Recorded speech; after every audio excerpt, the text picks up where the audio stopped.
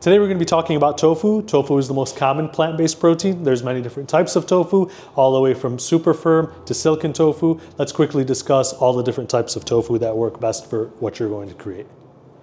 So over here we have super firm tofu. There's also extra firm tofu and firm tofu here. These are best for sauteing, grilling. They really mimic the animal-based protein.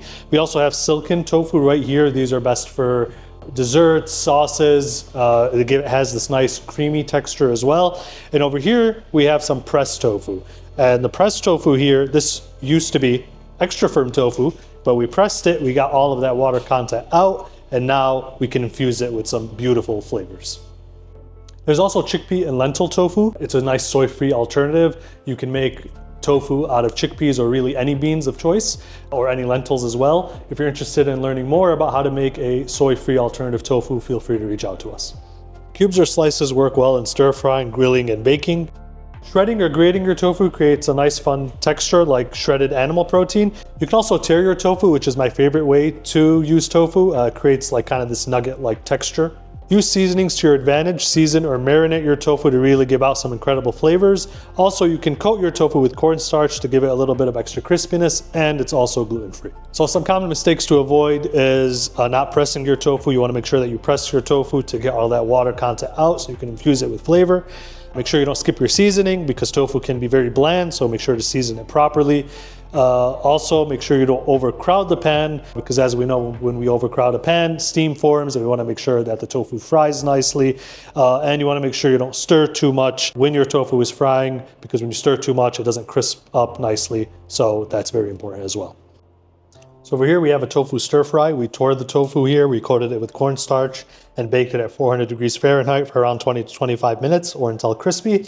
It's also sauteed with a nice soy ginger sauce and some stir-fried veggies topped with green onions, cilantro, and sesame seeds. Here we have a Mediterranean eggs Benedict. We have a Samat Hollandaise coconut bacon, microgreens. For the tofu here, we used a biscuit cutter to make little circles. We added some nutritional yeast and some egg flavor in there as well, and all served on top of an English muffin.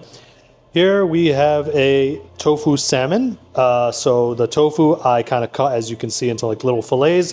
I also sliced it here to give it some nice fishy texture. I marinated the tofu in beet juice and a lot of fishy flavors for it to taste like fish, obviously. And of course, it's served with a nice lemon dill mushroom cream sauce. This is delicious. And the last thing we have here is a blueberry lavender ube pudding. So we use silken tofu here. We have some vanilla granola on top, a blueberry compote, lemon zest, and mint. So as you've seen today, tofu is an incredibly versatile ingredient. It's a great plant-based protein to master. There are many ways, as we discussed, to use tofu as long as you prepare it correctly. You can use it in sauces, in desserts, in appetizers, and entrees. The possibilities are endless. I encourage you all to get creative and learn more about tofu and practice with tofu to really enhance your dining experience.